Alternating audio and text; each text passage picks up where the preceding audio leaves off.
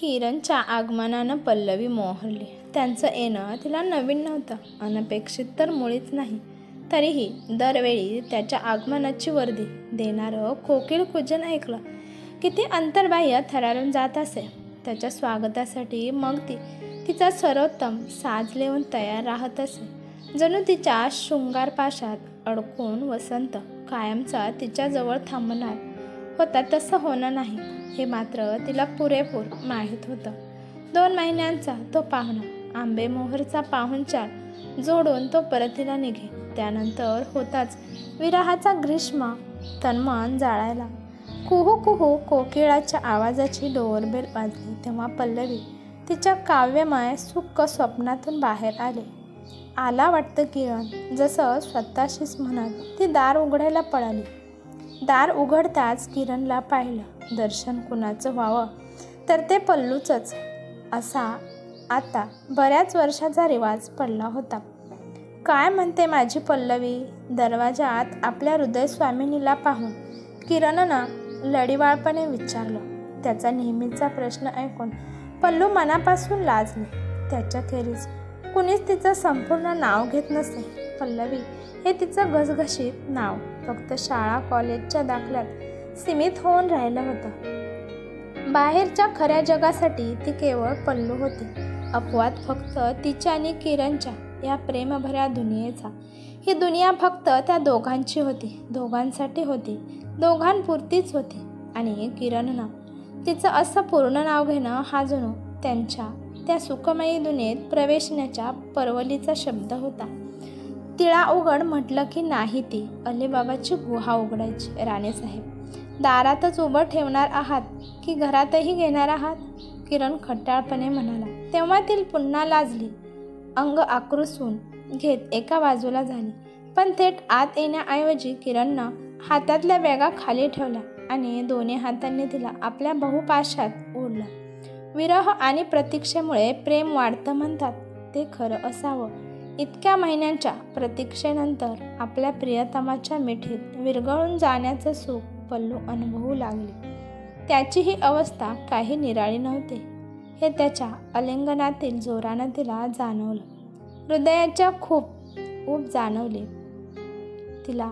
या विचारानं तिनंही त्याच्याभोवती तिचा प्रेमपाश आवळला.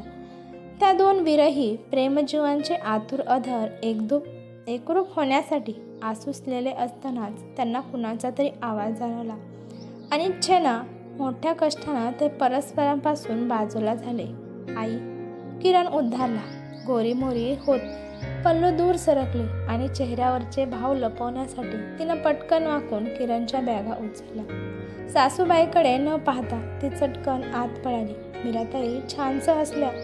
किरण पुढं झाला आणि त्यांना वाकून त्यांचे पाय नमस्कार केला. आयुष्यमान भव असा आशीर्वाद देत त्यांनी किरणच्या खांद्याला धरून उठवलं आणि हृदयाशी घेतलं. कित्येक महिन्यापासून या माऊलीची ममता आपल्या लेकराला डोळे भरून पाहण्यासाठी व्याकुळलेली होती. आपोआपच त्यांचं प्रेम डोळ्यातून पाझरून त्यांना बिलगलेल्या किरणच्या डोक्यातून मूकपणे अभिषेक करू लागलं. यावेळी आलास ना बाळा, चांगली मोठी सुट्टी काढून? त्यांनी नेहमीचाच प्रश्न विचारला आणि किरणनं नेहमीसारखंच तो हसून टाळला. चल, अगोदर पटकन हातपाय तोंड धुवून घे, मी लगेच जेवायला वाढते असं म्हणत मीराताई लगबगीनं किचनकडे वळल्या. तू नको तस्ती घेऊ, पल्लू बघेल ना स्वयंपाकाचं असं अगदी जिभेवर आलं किरणच्या. पण तो बोलला नाही. वयोमानानं थकल्या असल्या तरी आपल्या पोटच्या गोळ्याला 2 घास स्वतः शिजवून खाऊ घालण्यात आपल्या आईला किती सुख, समाधान, संतोष आहे हे किरण जाणून होता. तिचं ते हक्काचं सुख काही राहून घ्यायचं? त्याच्या स्वागताची पल्लवीनंही जय्यत तयारी केलेली होती. डायनिंग टेबलवरचा सरंजाम पाहूनच किरणची छाती दडपून गेली.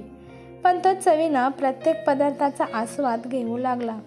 तो जेवत थोडाच होता, तो तर त्या दोघींचं त्यांच्यावरचं अपरंपार प्रेम चाखत होता. त्यांचं पोट तर त्या दोघींच्या चेहऱ्यावर फुललेलं हसू पाहूनच भरलं होतं. त्या दोघींच्या चेहऱ्यावर खरा किरण फुललेला होता. किरण, मीराताई कातर आवाजात म्हणाल्या. बेटा, मला तुझा फार फार अभिमान आहे.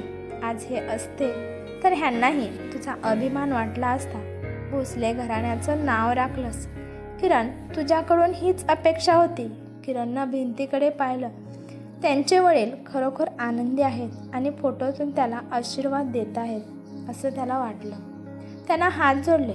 मेजर विजयसिंह भोसले पूर्ण गणवेशातील त्यांचा फोटो त्याच्यासाठी नेहमीच प्रेरणादायी ठरला होता. दुर्दैवानं पित्यांचं छत्र बालपणीच हिरावलं गेलं असलं तरी त्यांचे फोटो, त्यांचा युनिफॉर्म, त्यांचे मेडल्स पाहून आणि त्यातून महत्त्वाचं म्हणजे त्यांच्या शौर्याच्या कहाण्या मीराताईच्या तोंडून ऐकून त्यानं शाळकरी वयातच निश्चय केला होता, बाबांसारखं आपणही सैन्यात भरती व्हायचं, देशाची सेवा करायची, ध्वज उंच करायचा आणि आपल्या बाबांचा पुत्र असल्याची स्वतःची लायकी सिद्ध करायची. आणि आज आपल्या मातेकडून प्रशंसेचे शब्द ऐकून त्याची मान ताठ झाली. जीवनाचं सार्थक झाल्यासारखं वाटलं त्याला. पण केवळ 2च महिन्यापूर्वी स्थिती निराळी होती. त्याला आठवले ते कमजोर क्षण, मनाला कमकुवत करणारे ते विचार, आपला निर्धार क्षीण करणारी मोहाची ती घटिका. 2 महिन्यांपूर्वी, हो 2च तर महिन्यांपूर्वी. पण आता किती दूरचा भूतकाळ वाटतोय तो. सीमेवरची आता नेहमीचीच झालेली फुटकळ चकमक पाहता पाहता मोठ्या धूमचक्रीत केव्हा परिवर्तित झाली ते कुणालाच कळलं नव्हतं. ते फक्त घुसखोर नव्हते. त्यांच्या मागे उभं राहून त्या नतद्रष्ट शेजारी देशाचं सैन्य जणू भारताला शह देत होतं. साध्या गावठी उकळी तोफा कुठं आणि अमेरिकन बनावटीच्या अत्याधुनिक भूमर्स कुठं. आणि ती परीक्षेची घटिका अशीच अवचित आली. किरणच्या खांद्याला खांदा लावून लढणारा त्याचा सहकारी नव्हे, त्याचा मित्र अचानक कोसळला आणि किरणचं लक्ष एक क्षण शत्रूवरून विचलित झालं. त्याच्या हातातली मशीन गन क्षणभर शांत झाली आणि त्याचा फायदा घेत शत्रूनं त्यांच्या दिशेनं एक घातक बॉम्ब फेकला. तो किरणपासून केवळ 6 यार्डावर फुटला आणि धूर व धुळीच्या ढगाखाली दोघेही दिसेनासे झाले. धुराच्या त्या लोटांमध्ये किरणनं आपला जिवलग साथीदाराकडे पाहिलं. वर्मी लागलेली गोळी राहुलची प्राणज्योत कायमची मालवून गेली होती. किरण कोलमडला. हा क्षण सैन्यात असला तरी मृत्यूला त्यानं प्रथम इतक्या जवळून पाहिलं, इतक्या निकट अनुभवलं. तोच हा क्षण. निमिषार्धासाठी आकाशात विल्लुद्धता चमकावी आणि सारं क्षेत्र उजळून निघावं. तसं एका क्षणभरातच कित्येक विचार येऊन गेले. कित्येक प्रतिमा चमकून गेल्या. त्याला स्मरलं, राहुल नुकताच एका लहानग्या बाळाचा पिता बनला होता. पुढल्या महिन्यात मोठी रजा टाकून गावी जायचं स्वप्न पाहत होता.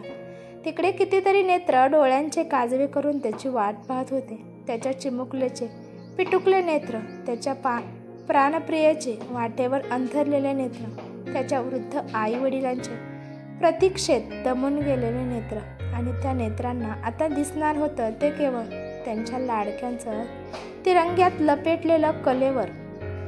क्षणार्धात किरणच्या मस्तकात तिडीक उठली. माणसाचं रक्त पिणाऱ्या जीवलगांची ताटात तूट करून आणणाऱ्या या निरर्थक निर्बुद्ध लढाया करायच्याच कशाला. आपल्या माघारी आपल्या पल्लवीचं, आपल्या आईचं काय होईल. उद्या आपला देह चंदनी पेटीतून त्यांच्यासमोर गेला तर त्या दोघी हा धक्का कसा पचवू शकतील. त्यापेक्षा या धुराचा आणि गोंधळाचा फायदा घेऊन पळून जावं का. घरी मोलमजुरी करू, कारकुनी करू, पण रोज सायंकाळी आपल्या परिवाराचे चेहरे पाहायला मिळतील आणि त्यांना आपला चेहरा बघता येईल. यापेक्षा आणखी सुख ते काय. जावं धूर खाली बसू लागला होता आणि त्यासोबत त्याच्या मनात उठलेला धुरुळाही थंडावू लागला. त्याला दिसले फोटोतून त्याच्यावर नजर ठेवून असणारे करड्या शिस्तीचे त्याचे बाबा. ते काय म्हणतील. पळपुटा, भ्याड, कुलकलंक. त्याला दिसली त्याची आई. तिला काय वाटेल. रणांगणातून पळ काढणारा नामर्द जन्माला घालून कुस धन्य होईल का तिची. आईच्या पदराआड लपायचं. तुझं आता वय राहिलं नाही असे खडे बोल सुनावेल का ती. आणि त्याला दिसली त्याची पल्लवी. ज्या शूर जवानावर तिनं आपली जवानी कुर्बान केली होती, तिला शोधत बसेल का ती. आपल्या पराभूत नजरेत. ज्याच्या हातात तिनं मोठ्या विश्वासानं स्वतःचा हात दिला होता त्याच्या पळपुट्या पायांचीही साथ देईल का ती? घरी पोचल्यावर अभिमानी नजरेच्या पंचारत्या ओवाळणारी पल्लवीची मान असल्या भेकड नवऱ्यामुळं कायमचीच खाली जाईल. त्यांचं काय? एव्हाना धुरुळा पूर्णपणे खाली बसला होता आणि सारं काही त्याच्या नजरेसमोर स्वच्छ दिसू लागलं होतं. मग पुढं काय घडलं ते त्यालाही नीटसं आठवत नव्हतं. त्याला आठवलं ते एवढंच, धूमचक्री थांबलेली आहे. स्फोटकांच्या दारूची काळसर करडी भुकटी, धूर आणि रक्त यांनी माखलेला किरण उभा आहे. त्याचे कमांडिंग ऑफिसर फोनवर मीराताईशी बोलतायत. किरण अजूनही मनाने बधीर आहे. त्याला फक्त एवढंच ऐकू येतंय, मावशी तुझा पोरगा अभिमन्यू आहे. एकटा शत्रूच्या गोटात वाघासारखा शिरला आणि खात्मा केला त्यांचा. भारत मातेचं नाव राखलं त्यानं आणि मेजर भोसले साहेबांचंही. आज हे दुसरसं आठवत त्यांची नजरही दुसर झाली. त्यांच्या डोळ्यात अश्रू जमू लागले होते. पल्लवीनं त्याचे अश्रू ओघळण्याआधी त्याच्या डोळ्यातूनच चुंबन घेतले. तेव्हा त्याला पुन्हा तेच जाणवलं ज्याचा त्या दिवशी त्याला साक्षात्कार झाला होता. मीराताईंची ममता आणि पल्लवीचं प्रेम हे त्यांचं सर्वात मोठं सामर्थ्य होतं. त्याची कमजोरी नव्हे, त्या दोघी त्याची शक्ती होत्या. त्याचा दुबळेपणा नव्हे, प्रेम क्षीण बनवत नाही, ते बळ देतं. हे पुन्हा आठवून त्याच्या चेहऱ्यावर प्रसन्न स्मित उमललं. ते पाहून पल्लवी हसून म्हणाली, किरण फुलला बाई, माझा किरण फुलला. ही कथा तुम्हाला कशी वाटली ते मला कमेंट करून नक्की सांगा. कथा आवडल्यास लाईक शेअर नक्की करा. चॅनलवरती नवीन असल्यास चॅनलला सबस्क्राईब करायला विसरू नका. चला, धन्यवाद.